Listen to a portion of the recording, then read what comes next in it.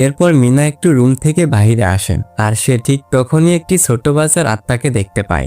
এতে মিনা অনেক ভয় পেয়ে যায় আর সে চিৎকার করে তার বান্ধবীদেরকে ডাকে, কিন্তু এখন তারা সকলেই এই আত্মাটিকে দেখতে পাচ্ছিল। এতে করে তারা অনেক ভয় পেয়ে যায়।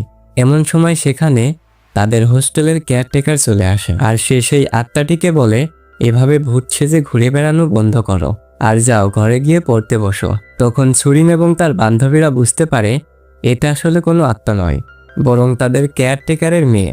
মেয়েটি অনেক দুষ্ট প্রকৃতির, তাই সে এখানে ভূত সেজে খেলছিল। এরপর তারা চারজনই তাদের রুমে চলে আসে, কিন্তু তারা তখন দেখতে পায় তাদের রুমের সমস্ত জিনিস অগোছালো হয়ে আছে।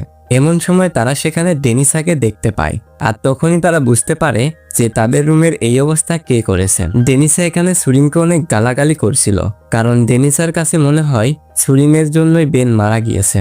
তাই সে সুরিনকে অনেক বকাবকি করে সেখান থেকে চলে যায়।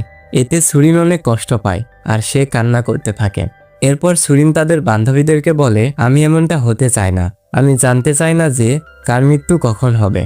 এর পরদিন সকালে সুরিন তাদের কলেজের লাইব্রেরিতে যায় আর সেখানে সে আবারও সেই ছোট্ট বাচ্চাটির আত্মা দেখতে পায়, যাকে সে কিছুদিন আগে তাদের ক্লাসরুমে দেখেছিল। সুরিন তখন দৌড়ে তার বান্ধবীদের কাছে আসে এবং সে তাদেরকে একথা জানায়।